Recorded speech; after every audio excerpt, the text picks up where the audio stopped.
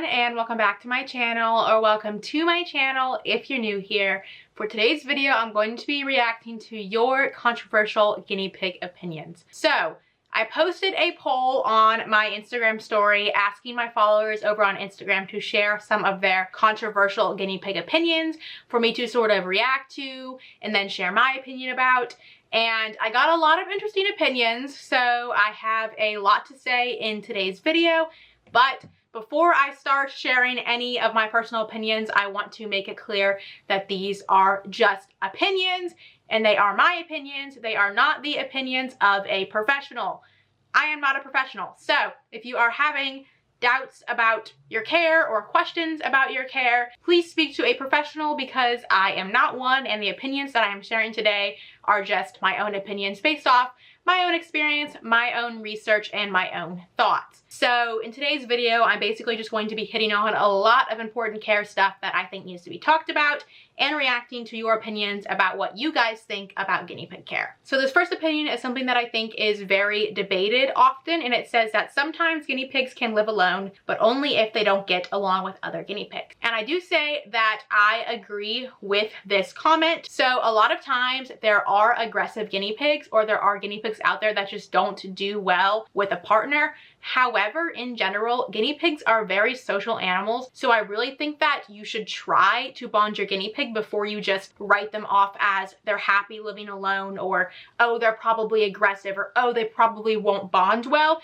because you really can't know any of those things until you try. So I'm a huge advocate that everyone at least attempts to bond their single guinea pigs, because you really can't know how they're going to be in a bonding with another pig until you're doing it. So I really recommend that everyone at least tries. And I also think that even if your guinea pig is living in a cage alone, I don't think it should be living in a household alone with no other contact to other guinea pigs. Like, some guinea pigs are territorial, some guinea pigs need their own space in their own cage, but still guinea pigs are social animals and they still should be able to see, preferably see and or hear other guinea pigs, which means that you really need to have guinea pigs at least having a bar buddy. For example, my two males are both single males, but they can live where they can see each other through the bars. And I think that if they didn't have that, they would be very lonely. Because imagine you're a person, right? And you're living in this house and you like living by yourself, but you never get to talk to or see or hear another person. It would get really lonely. So even if your guinea pigs like having their own space or they're aggressive, they still should be able to see and hear other guinea pigs through the bars or in the same room as them, just because it's sort of their natural nature, and that's just sort of how guinea pigs are. They're herd animals. They need socialization and interaction with other guinea pigs in at least some capacity. So baseline, yes, I agree with that statement, but I feel like there are some things that I needed to expand on that I'm sure this person couldn't expand on in like the very small Instagram like character box. Moving on to the next topic. They are inexpensive, laughing emoji. Yeah, right. They are the most high maintenance animal I've ever owned. So I haven't owned a lot of different kinds of animals. I've only owned myself, rabbits, and guinea pigs, but I definitely agree. Guinea pigs are not inexpensive. They are very high maintenance. I spend so much time every day cleaning the cages, cleaning the room, cleaning just everything about the guinea pigs, doing laundry. There is just so much involved in taking care of them, and their vet bills are the furthest thing from inexpensive. I have spent, I want to say, almost 3K, I feel like at least 2K this year alone on vet bills, and it's currently March. So guinea pigs are in no way a starter pet, and they are in no way inexpensive, so I 100% agree with this comment. This next comment I honestly think might be a troll. I'm not 100% sure. It just seems a little bit too far out there, but it said guinea pigs can get unlimited leafy vegetables and they don't need baths ever. So obviously I disagree with this. Guinea pigs should not be fed unlimited leafy vegetables.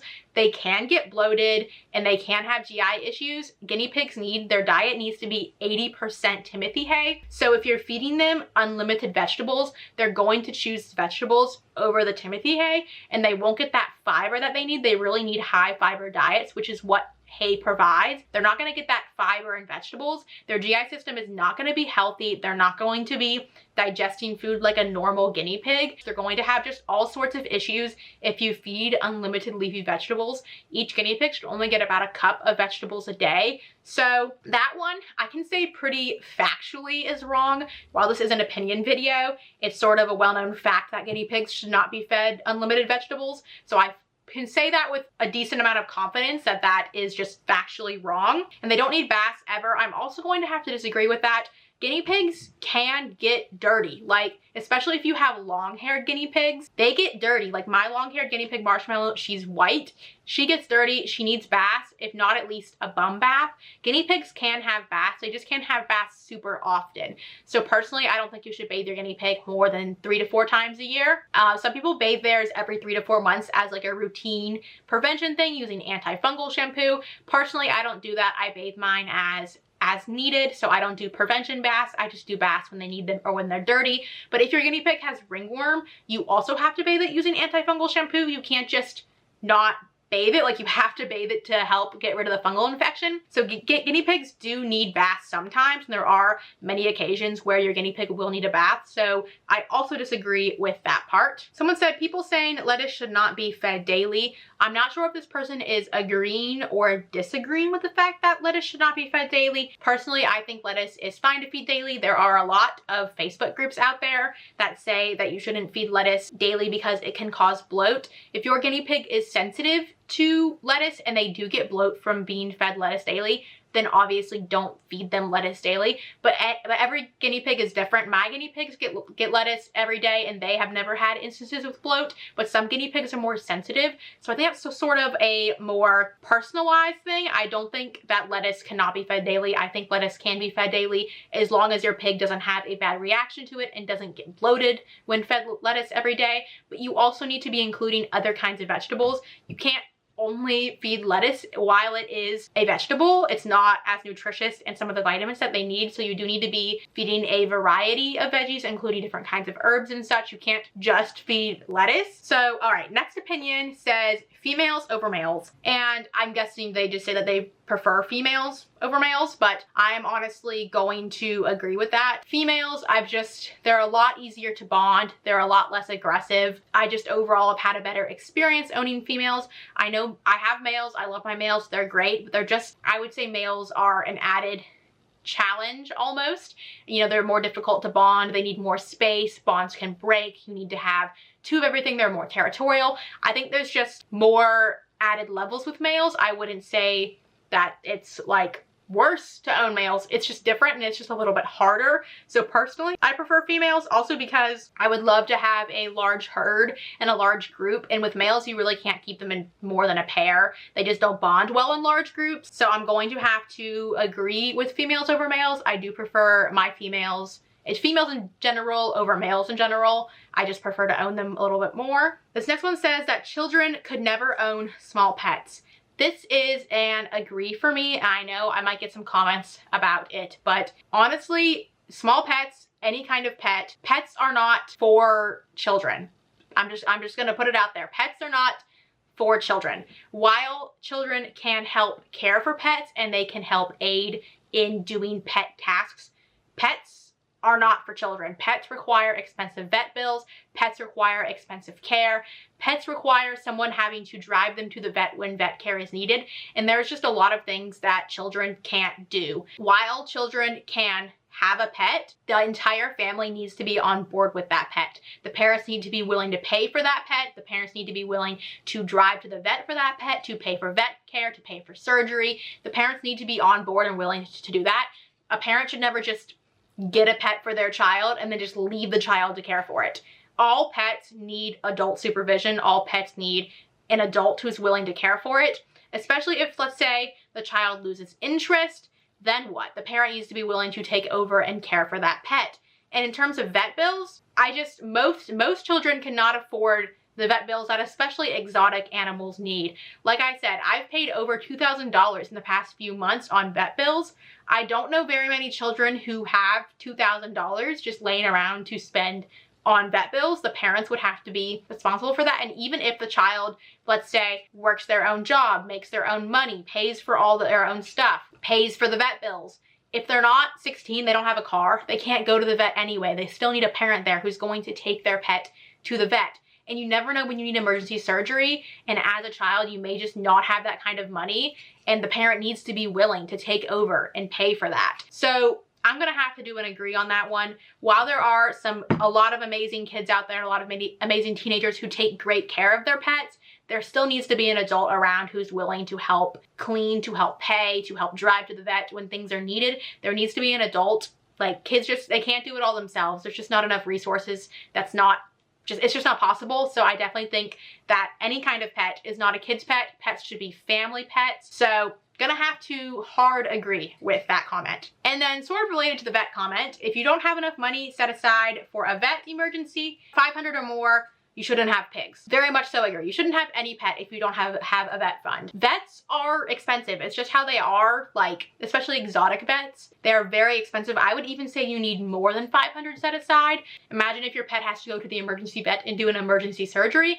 That could cost you $1,000. Easy. So exotic vets are expensive, and if you don't have a vet fund already existing and already ready, then I wouldn't get a guinea pig, because you never know, even upon adoption, they could already be sick and you could already need that vet fund. So definitely agree with that one. Someone said that hay racks are bad. I very much so agree with this. I am a huge advocate for hay piles or even hay bags.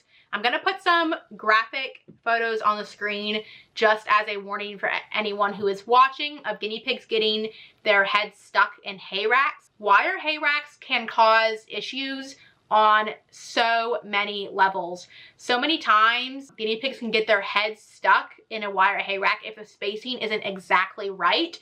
They can get their head stuck, they could get seriously injured. So that alone is just a huge risk. On top of that, guinea pigs can't get the access to hay that they need through a wire hay rack. They can't fit their whole face in it. They have to pull each piece of hay out strand by strand by strand. And since hay is 80% of a guinea pig's diet, they need to be able to freely access and consume that hay. And they can't do that with a hay rack, especially the ones that go on the outside of the cage where they have to pull it through the cage bars. I absolutely despise those because I feel like there is just no way that those pigs can get all the hay they need. A guinea pig's going to eat twice its body size in hay every day. So that just can't fit in a hay rack. They can't get that freely through a hay rack. I was researching this once and I read this article that had a really good metaphor, and it said that, like, imagine there is a burger behind, like, bars. Like, you want to eat this burger and it's behind bars and you have to pick it off little by little with a fork. You're not going to want to finish the burger. You're going to get tired of pulling this burger piece by piece through the bars. So that's kind of how it is with hay racks. They're going to get sick of having to work so hard for this basic necessity that they're just not going to eat enough. Personally, I recommend hay piles or hay bags, the ones with the big holes, or the LA Guinea Pig Rescue has those nice big wooden hay racks. Wherever your guinea pig is getting its hay from, its entire head needs to fit in, whether that's a pile, a hay bag, a wooden hay rack, the whole head should be able to fit in. Next one says, feels hypocritical when people lecture about cage size, example 2x4 plus, but don't give pigs floor time. So I'm gonna go into this pretty in depth because I feel like it's kind of a big thing, the debate over whether floor time is necessary for guinea pigs. And I'm going to share my personal opinion on it. I'm sure lots of people are going to disagree, and that is completely fine. Personally, I don't think floor time is essential. I think there are sort of different categories of guinea pig care. So there is diet, there is cage size, and there is enrichment. So cage size is a separate category. It's sort of like your guinea pig as a base level needs to have a large enough cage to move around in, to live in, to exercise in, to play in. Their home needs to be large. Floor time, I think, actually falls in that enrichment category because your guinea pig won't be having floor time 24/7, at least in most cases. If their floor time is 24/7, then it's cage size. It's not really floor time, but I think floor time is enrichment. There are lots of ways to enrich your guinea pig. You can provide them large piles of hay to burrow in. You can do scatter feeding. You can provide toys. You can provide tunnels. You can move their hides around. You can provide them with a friend. There's lots of different ways to enrich your guinea pig's lives. And I think one of those ways of enrichment is floor time. So I don't think floor time is necessary. I believe that there are other ways to enrich your guinea pig's life and that a lot of guinea pigs don't enjoy floor time. I have some guinea pigs who would just freeze up in the open space. They absolutely hate it. Even when I add hides, they just scurry to the hide and they stay there. They don't actually move around or enjoy floor time. So there are a lot of guinea pigs who don't enjoy floor time, and there are a lot of people who just can't make floor time feasible in the amount of living space that they have. They don't have anywhere to do it that is safe from other pets. So I don't think floor time is necessary. I think it's one kind of enrichment, and I think that you can provide other kinds of enrichment instead. I think it's just an option for enrichment, not a necessary kind of enrichment, if that makes sense. Gonna have to disagree with the comment there. This next one says, they don't need interaction with people to be happy as long as they have each other. And this one I do also kind of agree with. I think some guinea pigs really love human interaction. I have a couple that really love to be pet and held and greeted, and that's great. If your guinea pig wants to be interacted with, interact with it. But if your guinea pig doesn't want human interaction, I think they're fine. I don't think you need to do lap time. I don't think you need to hold your guinea pig if it doesn't want to be held. Like this person said here, guinea pigs have each other. So if your guinea pig has friends and it doesn't want your interaction, I don't think it's like a crime to not hold it. Do you know what I'm saying? Like, I think you should spend time making sure that your guinea pigs are socialized enough that they aren't scared of you and they don't run whenever they see you and they aren't like living in fear all the time. Like, you should definitely make sure that your guinea pigs are used to your presence, at least in the room.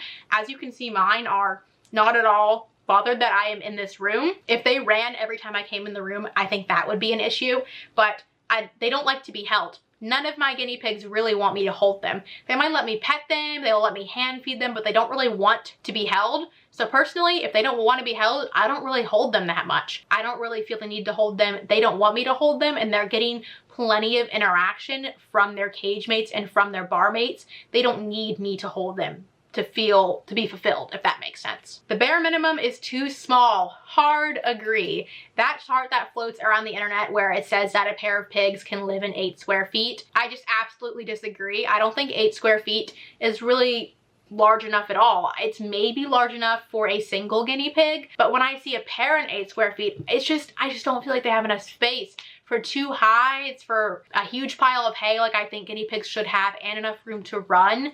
I just think it gets really crowded in 8 square feet, especially 2 males. I don't think 2 males should like ever go in 8 square feet. It just feels like a recipe for disaster for me, and I think that guinea pigs need larger cages. Personally, my pair of females is in a 2x5 CNC that's 13.5 square feet, and I could not imagine having them in anything smaller. I would say that a pair of females is probably okay in 10 square feet as a bare minimum in a 2x4. 2 males need at least 12, but really I think 15. Like, I try to go a little bit lower and be a little bit more conservative when I talk about cage minimums, because I know people struggle with space and it's like, okay, 10 square feet is okay for a pair of females, but honestly, like, personally, I wouldn't really go that small. Like, I would go bigger.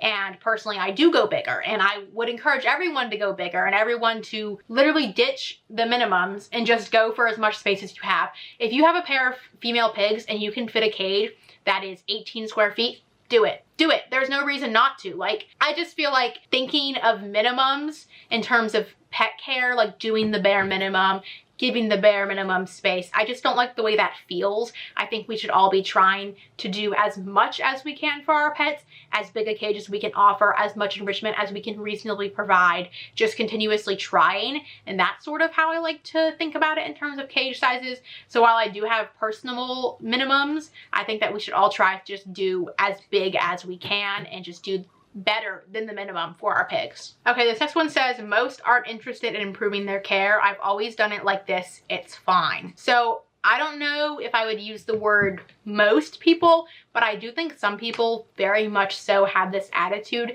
I've met a lot of people on social media who have this attitude towards their guinea pigs or towards their pet care in general. Like, I've always done it like this and my guinea pigs live, it's fine. I'll be in a lot of rabbit Facebook groups. I know this isn't a rabbit video, but it's just an example. And a lot of people in those videos will be like, I fed my rabbit a pellet only diet for 16 years and they all lived to be 8 or whatever. And it's like, just because you've always done it like that doesn't mean it's fine. You know, science is continuously developing. New studies are coming out every day about small pet care. There's constantly more research being done. People are sharing new information about small pet care all the time. So just because you've always done something this way doesn't mean it's fine or it's right or that's the proper way to do it. There's some things that I've done in the past with my care that I wouldn't do again. Like I said, I was just talking about cage minimums and how I could never imagine having a pair of females in 8 square feet. But I once did that. When I first had my 2 females, they were in 8 square feet for like 5 months. And I realized that it wasn't big enough and I changed, I upgraded, I changed my care. I think that people should always be looking for ways to change their care, to improve their care, reading new studies, researching new things, taking in the opinions of others and evaluating them for themselves. And just because you've always done something doesn't mean you should continue to do that thing. Okay, someone said male pigs are not harder to take care of than females with lots of space. And I'm just gonna say this, I think this depends on your male pigs. I think plenty of people out there, including this person who left this comment here, have pairs of males that get along great and they don't have any issues and everything is just literally the same as if you owned a pair of females. And I think that it just depends on your male pigs. I think males can be great or it can go bad. I just think males are more unpredictable. So I don't think they're harder to take care of necessarily.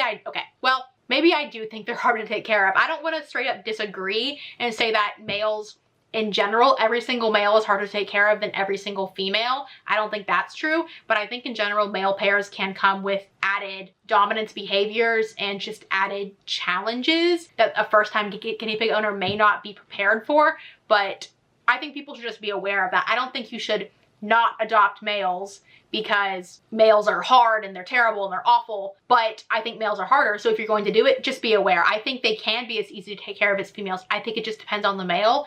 And also, I want to add, I think that it is a challenge when you have males and females in the same room. I have male and female guinea pigs in the same room, and I think it affected my male's bond. And unfortunately, I didn't really get to choose whether I had male guinea pigs. When I adopted my male, the owner lied to me and said that he was a female, or she didn't know. I'm not really sure. Either way, I adopted him under the impression that he was a female. So I ended up with males and females in the same room, and that was never my intention. Like, I think that's also a factor. So if you're having males and females in the same room, that may add issues. I know people who have males and females in the same room and don't have any issues. Other people do have issues. I think it's just so individual. Each pig is individual. Some pairs of males may be as easy to care for as females. Some may not. You may have some really aggressive, challenging females. It's just so individual, and I know I've made some generalizations about males and females based on my personal experience, but every pig is different. So people out there may have the most laid-back males ever or the most aggressive females ever. So I think it's possible males can be as easy to take care of as females. I haven't had that experience, but some people do, and I think it just depends on the pigs. All right, and that is the last opinion that I am going to be reacting to today. I hope you guys enjoyed today's video. I hope you enjoyed seeing some of my thoughts on some more controversial aspects of guinea pig care. Please leave a like if you enjoyed this video and subscribe to see more of my videos. Also, let me know if you guys would be interested in seeing a part 2 of reacting to your opinions. I'm sure you all have more opinions that I could react to. I'm sure I have more opinions. I'm always full of opinions, so let me know if you want to see a part 2. But thank you all so much for watching, and I hope you all have a wonderful, wonderful day. Bye-bye!